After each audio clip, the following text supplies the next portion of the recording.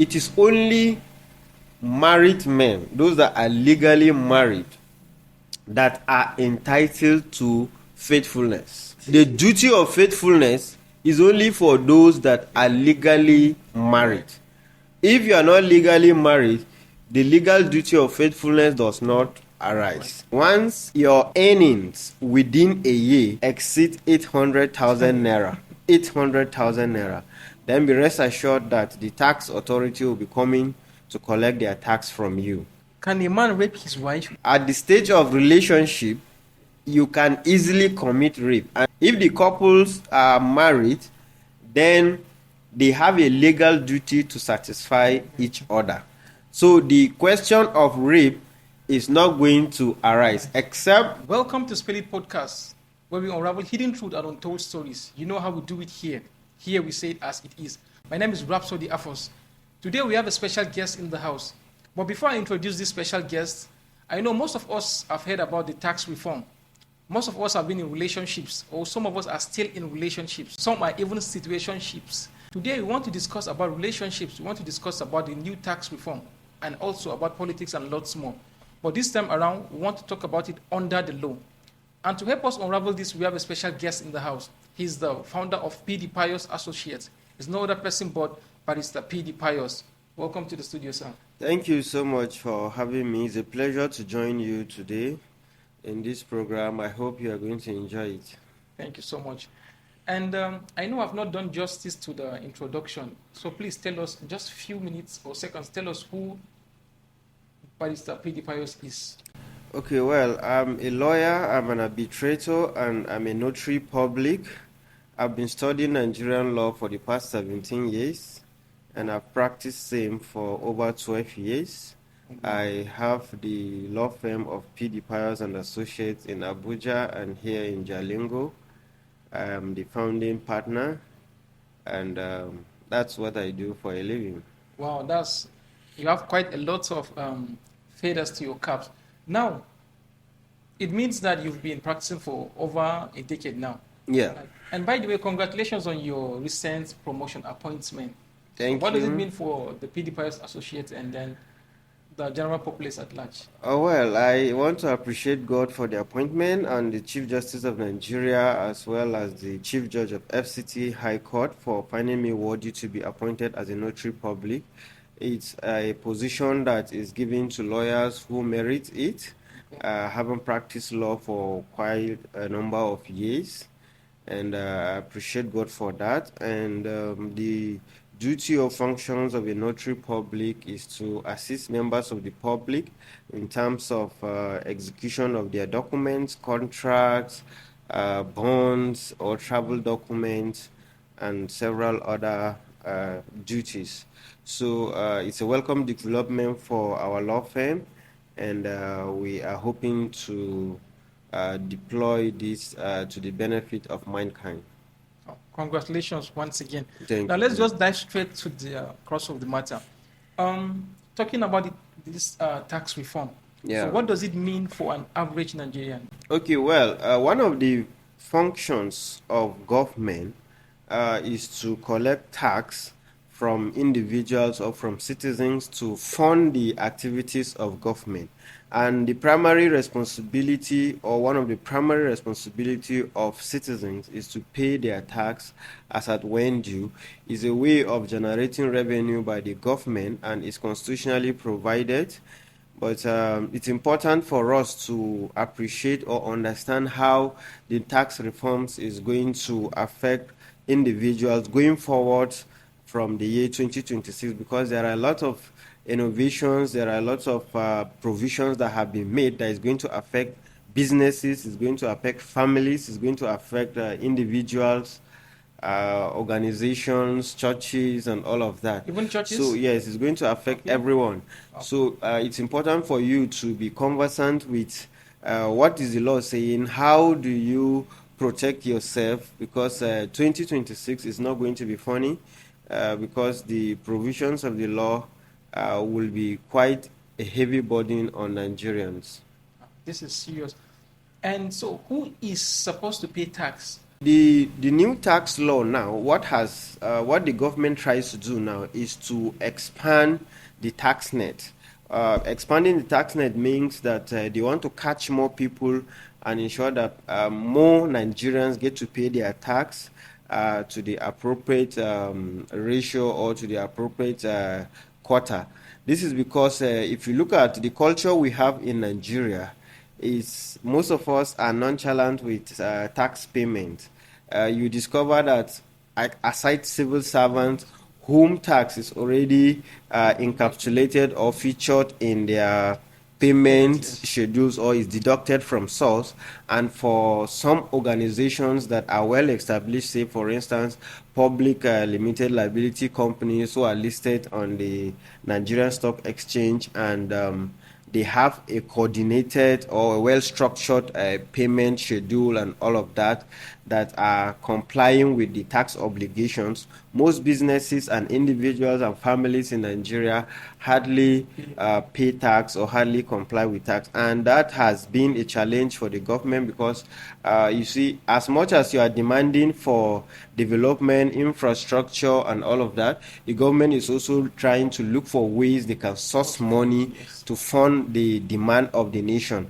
And it's because of that this current administration has revamped the entire tax administration, repeal all the tax laws and come up with a position. Let's take, for instance, individuals.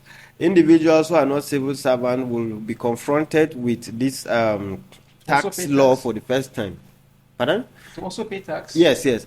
Individuals who are not civil servants will be confronted with this reality for the first time in 2026. Once your earnings within a year exceed 800,000 naira, 800,000 naira, then be rest assured that the tax authority will be coming to collect their tax from you. So if all the money that goes into your account from January to December is over 800,000 naira, you have to prepare to start paying tax. That is for individuals. And you know, when you are going to look at it from this perspective, you discover that many Nigerians, if not all Nigerians, may be liable to be paying tax from 2026. And what is the tax law saying now is that you are going to pay 25% of that earning. 25%. So if, for instance, your earnings within the year is 2.8 million naira. What you have earned within the year from January to December is 2.8 million naira. You're entitled to relief of 800,000. So that means the first 800,000 naira is not going to be taxed. It's tax-free. But the 2 million naira will be subjected to tax. And what is the percentage of tax? It is 25%. When you do 25%, it means 500,000 naira will be taken from you from tax. From that 2 million naira as tax that you are supposed to pay to the government. That's your personal income tax that you are supposed to pay to the government. And so many people may not be aware of this position. It's important for you to know so that you begin to prepare your mind in terms of how you will schedule your earnings, how you schedule your expenditures, your expectations, your business, and all of that. And I'm curious. Yes. Sorry to cut you. Okay. Is it that will they sum all your earnings? Are they going to sum? Okay, let's assume I have 3 or 4 different accounts. I split the money in this account. Will they sum it up together? And yes, the tax is targeted at the individual, not at the accounts. So that means that if you are going to have, if you have, say, 5,000 accounts or 2,000 accounts or 3 accounts or 2 accounts, is the combination of money in all your accounts that will be used to determine your tax obligation to the government. So you will only be wise by half if you say you are splitting the money into different accounts, as long as it's maintained by you. Because if you look at it now, the requirement of the law is that everyone is going to have a tax identification number for you to effectively operate going from 2026.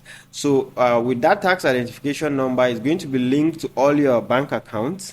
Okay, and then your BVN will equally be linked to your bank account, so that the government will be able to know, to price into your documents and be sure that what you're declaring is what is actually your income or expenditure.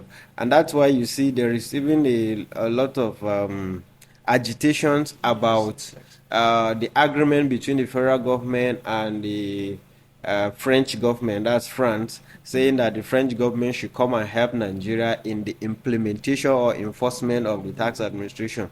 Why? Because if you look at France as a country, it's advanced, it's developed. Yes. These are areas that you cannot run away from your tax obligations. So they already have a system. Okay. I think the only concern is that Nigerians want to know what is the percentage that the French government is going to be taking from our money if they are deploying this technology, or what are actually the terms of the engagement between Nigeria and the French government. This is because we are a sovereign nation. Of course, we are entitled to know what our monies will be used for, much as the government is entitled to take money from us as tax obligation. They are also to be accountable to us. Let us know exactly what they want to do with this money, who they are giving it to, so that we don't end up, enriching a foreign nation to the detriment of Nigerians. We cannot pay through our nose, and then someone will be somewhere else benefiting or enjoying the monies that we are contributing to the government. Nigerians don't have that technology to implement such? Well, it may not be that we don't have the technology, but since it's a new system that is going to be introduced, I don't know why the federal government chose to partner with the French government, but I believe that there are local experts that have the sufficient knowledge and skill that they can deploy in enforcing the tax obligations that have been brought about by the new tax laws. So we are yet to see why the government have made the choice of the French government or France in getting to this partnership of enforcing the tax obligations. So, but in my mind, I would rather suggest that we also give opportunities to our local industries, especially our IT personnel within the country, who I believe that they are doing well. Because if you look at Nigerians, anywhere they go, they thrive, they excel, they make great impact in any sector they've been to, especially even in technology. We have a lot of tech gurus within the country that are doing well. So I believe that we have the necessary skill. It's just that in terms of the let me say the infrastructure, because sometimes the cost of internet or IT infrastructure can be quite heavy. Yes, it is. We may not have the infrastructure available, but I believe that over time we can build it, and ensure that the services is run on an infrastructure that is based in Nigeria or that is run by Nigerians. Okay. I also think that most Nigerians don't have an issue with. It's not as though they have an issue with paying tax per se, but they are more concerned about what their tax will be used for. Exactly. Yes, like development should be commensurate. Exactly. Yeah, that concern is there because for most Nigerians, they are agitated because they know that anytime you give the government money, the question of accountability becomes a big issue. Yes. We've seen the federal government take away the fuel subsidy, in which trillions of dollars were saved, but that has not trickled down to the poor masses for we to see what is the difference that from when we were enjoying the fuel subsidy to now that there is no fuel subsidy. Because when you had fuel subsidy, people were purchasing fuel at a little of over 100 naira per liter. Yes. But today you are buying it sometimes 1,000 or even 1,000 and more,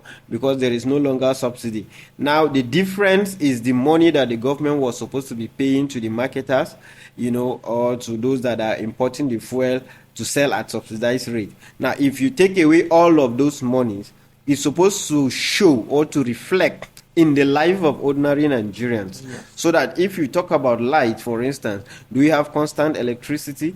for people to run their businesses or to enjoy medical services, to enjoy internet services uninterrupted because of the absence of power or lack of power.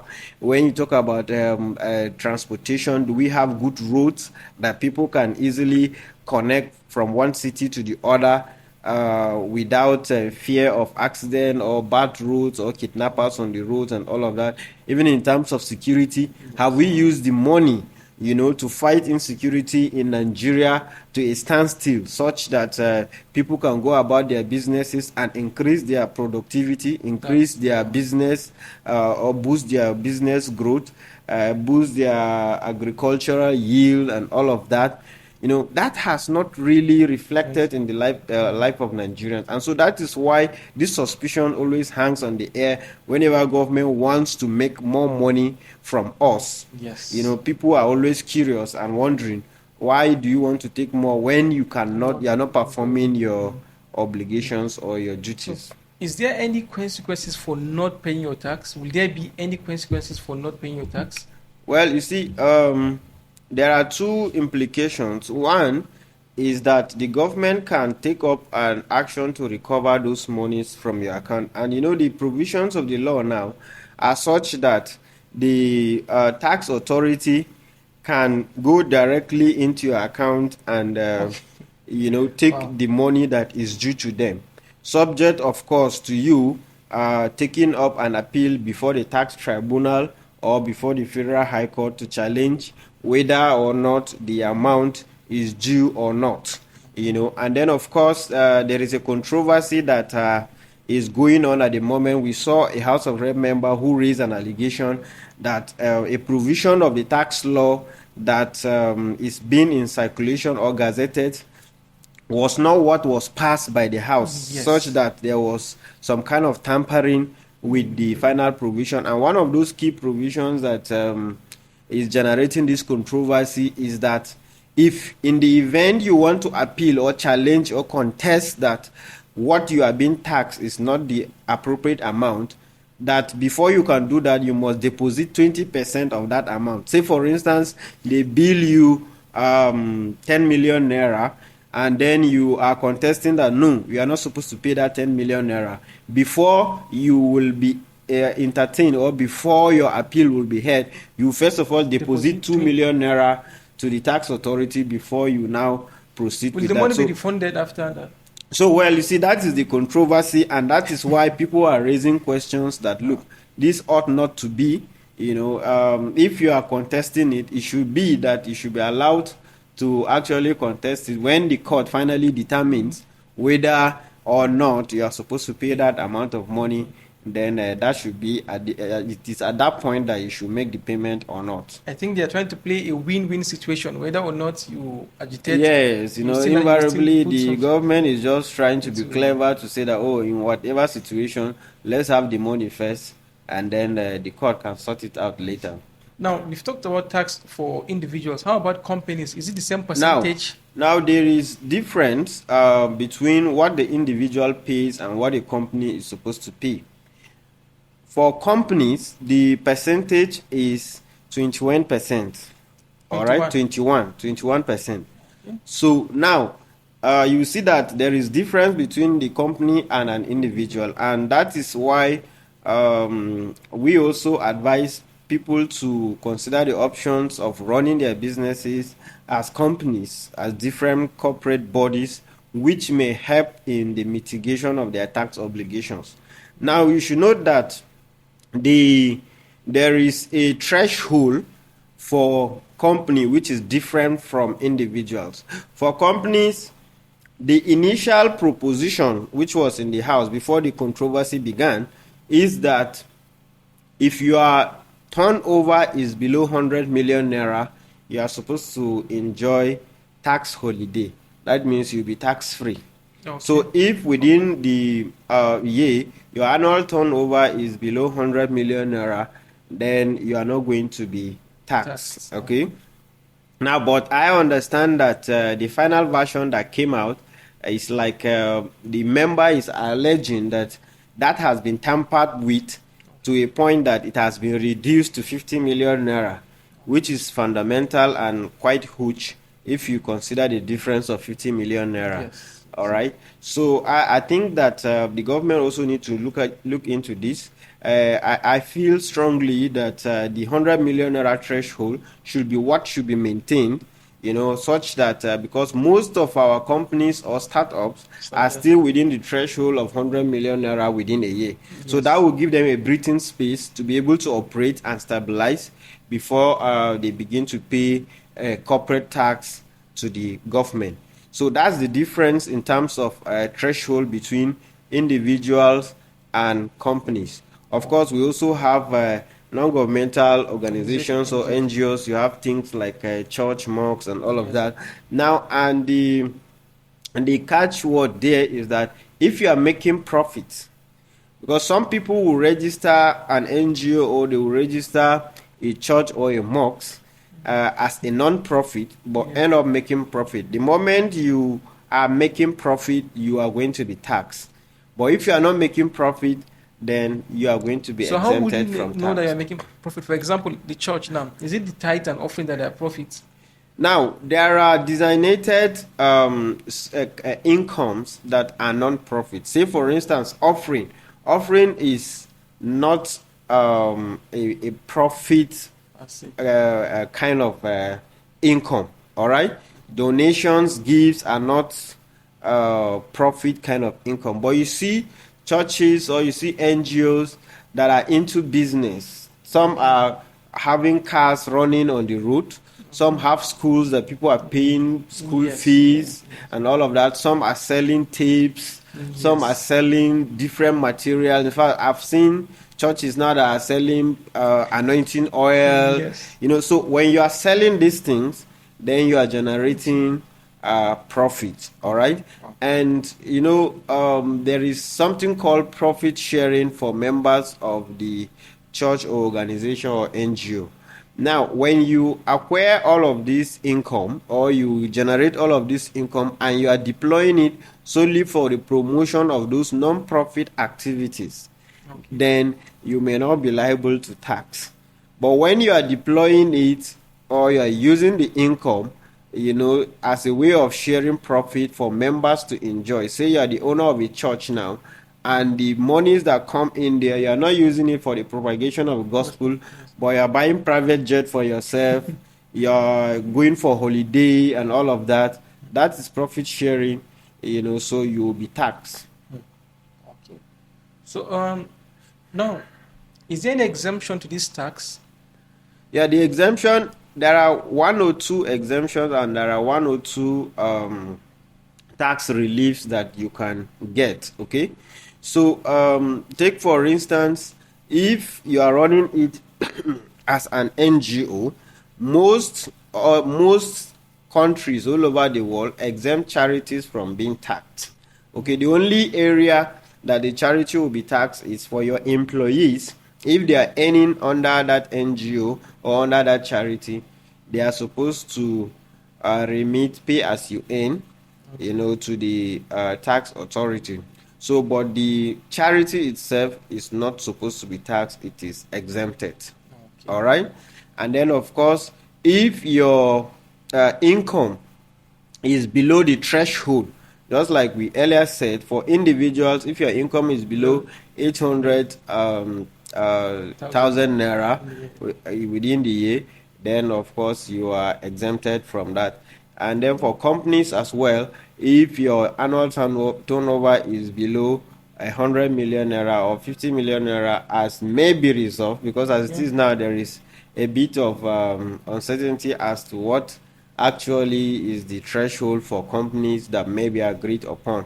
So that will determine whether or not you are exempted from your tax obligation. Thank you. I think you've done more explanation on this tax. Are you now conclusively trying to say that all these other tax, all these other levy have been streamlined to just one tax? And no, it's still maintained as personal income tax and company income tax. It's just that instead of it being in different laws, the law has now been harmonized as one. Okay, we used to have different laws. We have several laws that regulate tax, so many. Okay, but now it has been harmonized into one, so that whatever tax that the government is going to levy on you is included in this single tax law. Okay. All right? Yeah, so that is what the government has done. Okay. Thank you very much. Now let's talk about politics, the 2026 electoral law reforms. What do you have to say about that? Well, 2027 is the year that we'll have the elections, but of course, you know that the electioneering activities commence a year ahead.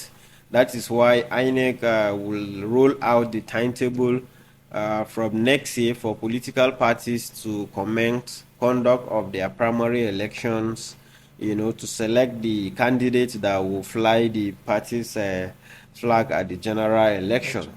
Now, there have been a lot of agitations about electoral law reforms all over the country, with people feeling disenchanted with the outcome of the last election, saying that the beavers were not adequately used, to ensure that the votes of the people count, and the issue of electronic transmission of results and all of that. Now, I think these are areas that the government should look at in terms of the law reforms or election law reforms that is going on the floor of the National Assembly. But more importantly also, Nigerians need to pay attention to the activities of the political parties and participate actively in party politics, because what we have seen is that Nigerians are shortchanged by the political parties. And why do I say so? This is because your choices are narrowed or limited by the political parties. When all the political parties give you bad candidates, you end up with a bad leader. Yes. So you need to have more people, especially young people, participating in the local politics of the political parties, taking up positions at the ward level, local government level, state level, and even the national level, to define the kind of politics they want, to define the kind of candidates they want, and to define the kind of leaders they want to select to govern the country. We have over 19 registered political parties in Nigeria, and I think INEC is about to register 25 more political parties. Wow. But what we see is that people will just troop to one political party, say maybe APC, and tie their lot there. Where they lose, they end up not getting anything. And most of these political parties too, especially the ones that have occupied, or let me say that they form government at one level or the other, appear not to have any dissimilarities at all. They all appear to be one political party. The difference is just in the name, as other than having different principles or having different objectives or having different manifesto for Nigerians. When you look at either APC, PDP, or what's the name of ADC? the ADC, most of these political parties, their constitutions, their manifestos are similar. They don't have difference in terms of their manifesto that you can look at this political party and say it's completely different from the other one. Take for instance, in the early 60s, when we had the action group, the AG, you can identify the political party and say, for one thing, they are known to be offering free education in any of their states. Now, you can't see that with the current political parties, in that you can identify, say, PDP now and say, oh, PDP is known with free education in their states. Or that APC is known with free education in their state. Or that, this political party is known for construction of roads, or is known for taking care of the health of its citizens seriously, and all of that. So there have been little or no difference in terms of the manifesto of these political parties, and all of them seem to be after the money they will get from Nigerians. They are interested in just getting, or let me say, feeding fat on Nigerians. Take, for instance, if you look at the nomination forms. Exactly what I want to talk about. Yeah, the nomination forms that these political parties are always selling. You see that the amounts are always outrageous. Honestly. You know, as if they have no room for the poor to participate in the politics of the nation.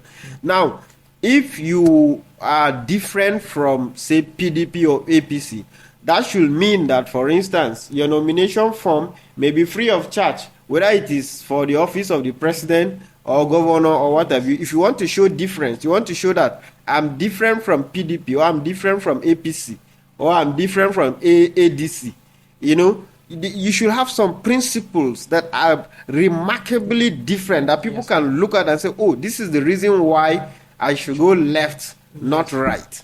All right? I think Peter Obi tried in that aspect in 2023, where he left the ruling party and somehow went to Labour Party, and somehow he revived the Labour Party, and they were able to get some, though he didn't emerge. Yeah, but you see that even Labour Party, if you attempt to go and contest in Labour Party now, even if it is for councillor, the price they will call for you for nomination form, you run away.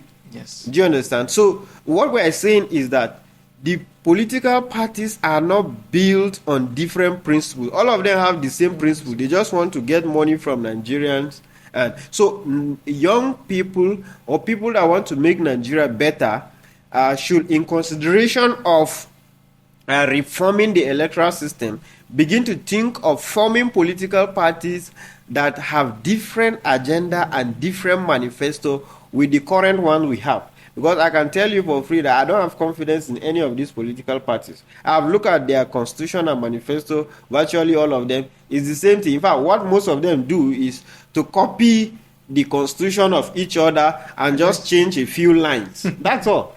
For the purpose of registration with INEC. There is nothing fundamentally different among them. But you know, these youths, talking about forming new political parties, I don't think these youths have structures. They don't have people. They don't have structures, and most also the financial capacities of these youths. Exactly. So when you don't have money, and what you should have should be principle. All right. Yes, people should follow you because of what you stand on, not because you have money.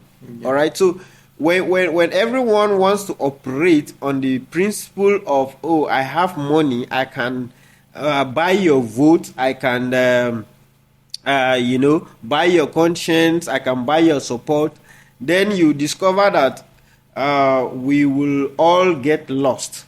All right. So if we want to find a new direction, we want to find a better political party in Nigeria, we should de-emphasize the use of money politics. All right. Such that if you want to run in a platform, it should be free of charge. Come and offer yourself. Let's look at you and look at whether you have the moral character, whether you have the competence, whether you have the leadership skill that Nigerians should follow you.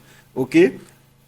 It should not just be all about money or spending of billions during elections and all of that. So what I am querying is that in the formation of political parties and the organization of political parties in this country, we are yet to have political parties that are different from all the ones that we've had so far. We are yet to see a political party that is out basically for the interests of Nigerians, for the development of Nigerians, and intended to operate different from the political parties that we have at the moment. Okay. I think you've spoken so well. Now, talking about one-party system that is almost happening in this country. You know, yesterday I was going through social media and I saw the picture on the Facebook of the PDP's Governors Forum. Yeah. I think so. I just saw they were just four, from being the majority in the party in the country to the minority, and now they are just four. And I'm sure probably before the end of 2026, we may have maybe one or even no governor there. So, what do you think about this one-party system? Because this is what is almost happening. Recently, the governor of Taraba State just decamped to the APC for the first time since Yeah, 1999. 1999. And so, what do you think about this one-party system? Will it help our democracy? Is it good for Well, democracy? one-party system is surely a road to dictatorship or a road to authoritarian government. All right. So, if you are going to enjoy democracy, you need pluralistic political parties. We need multi-party levels. We need many political parties Opposition. so that individuals or citizens can choose which one they would like to follow, and there will always be check on the ruling political party. And what is happening now in Nigeria is that the politicians are only interested in their interests. They are not considering the interests of Nigerians. What do Nigerians want? You see people defecting from PDP to APC or from APC to PDP simply because of what they will benefit. Yes. Not because of what Nigerians are going to benefit. And that is where I want to call on Nigerians, to treat or to look at all these politicians carefully in terms of making their choices going forward in 2027 election. Now, a man who you trusted with your vote, to lead you under a political party, and without consultation, without your approval, or without a convincing reason, have decided to abandon that political party because of his interest to go to another political party, then you have to be careful if you are given a chance to consider whether to vote him again or not. All right?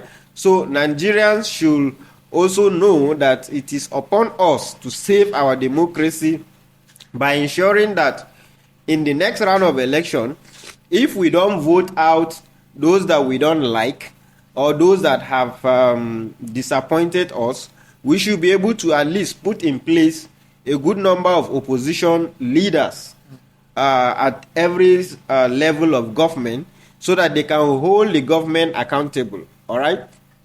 If it is House of Assembly, for instance, and the state is being governed by APC, no matter the level of, no matter how few we are, we should be able to have some minority voices within the House that can hold the government accountable, yes, such that the entire House should not just be populated, say, by an APC member.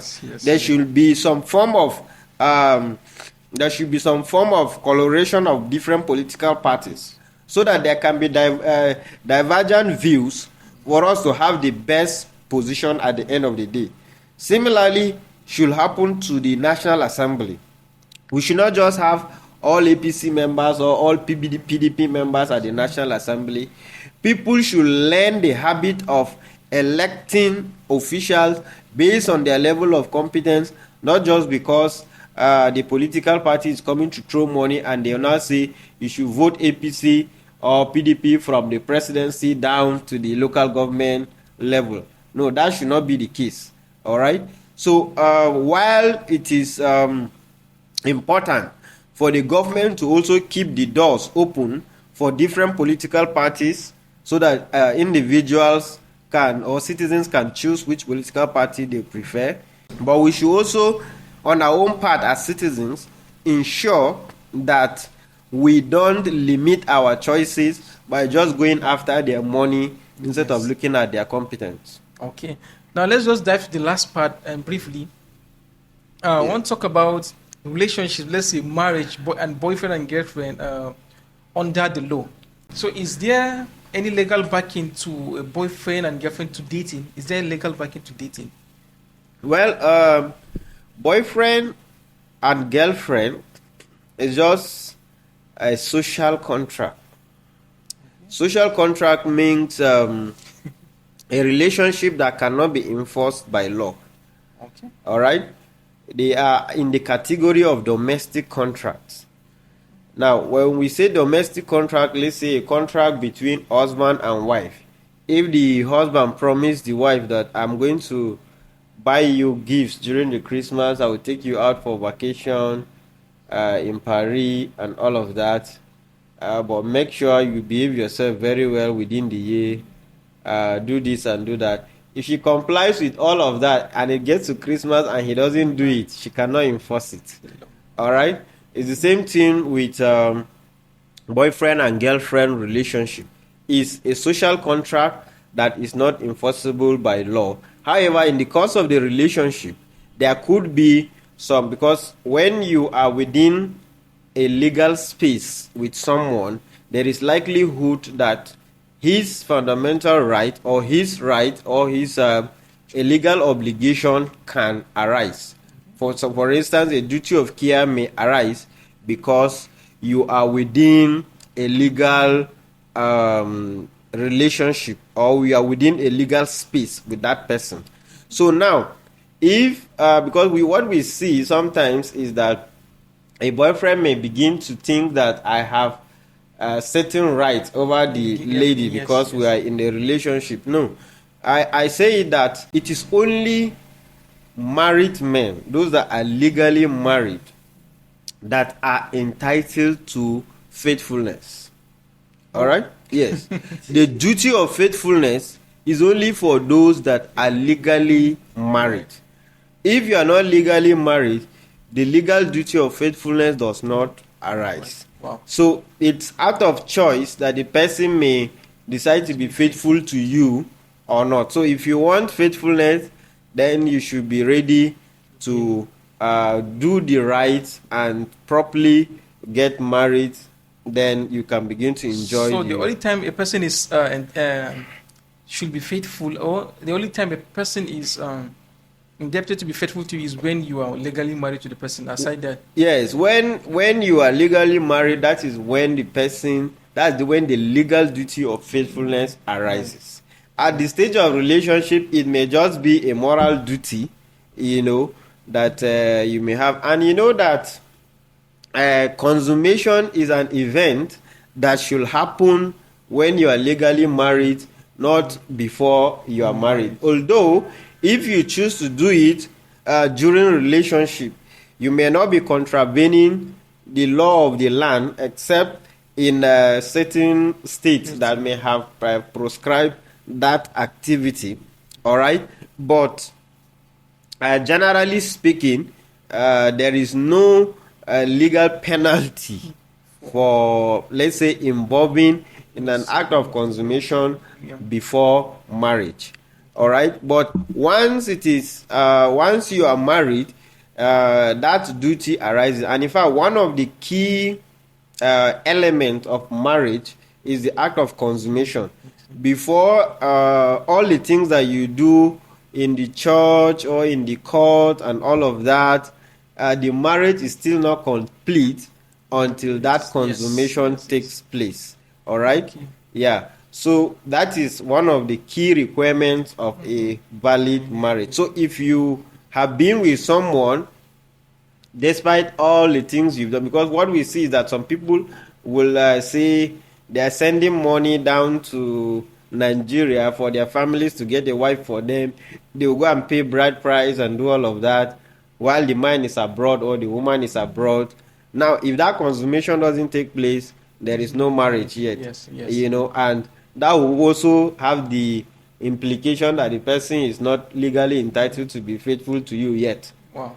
Okay, I think, wow.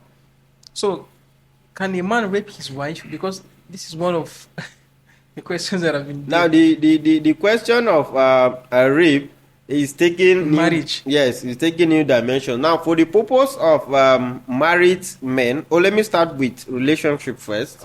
Okay.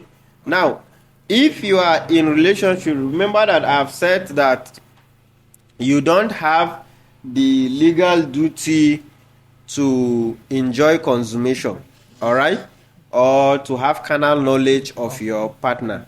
So that means that at the stage of relationship, you can easily commit rape. And in fact, many people do that and get away with it because of probably lack of knowledge and all of that. Because if the man says, no, I don't want, and the lady insists, that's rape. If the a woman or the lady says no and the man insists, that is rape. And if you look at the new law that has been passed, especially in FCT Abuja, to the effect, that's the Violence Against Persons Prohibition Act. Rape, the definition of rape has changed. It's no longer penetration of the sexual organs only, but any form of penetration. It can be in any part of the body. All right, because if you look at this generation now, there are different types of sexual activities. Yes. All right, it's no longer limited to the natural organs that were meant for sexual activities.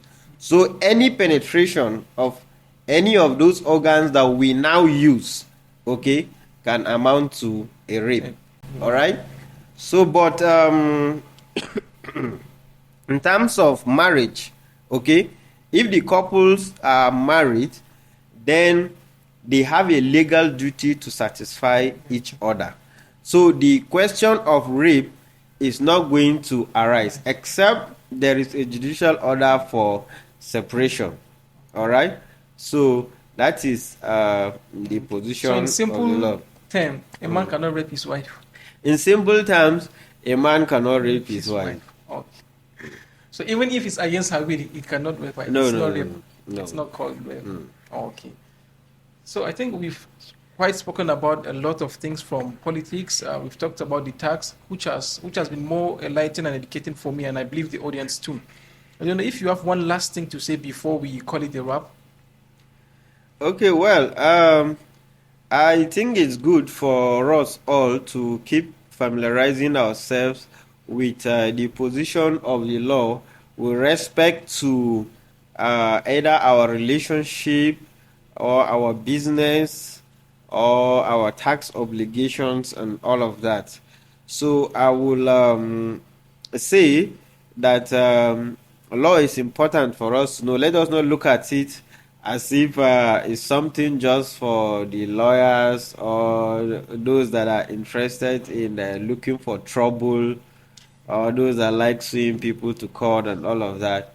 It affects us in every aspect of our life, whether you are in entertainment or whether you are a married man, whether you are in a relationship, whether you are running a business, whether you are jobless, whatever you do, there is one law that regulates wherever you are in life. So it's important for us to always ask questions and then guide ourselves properly.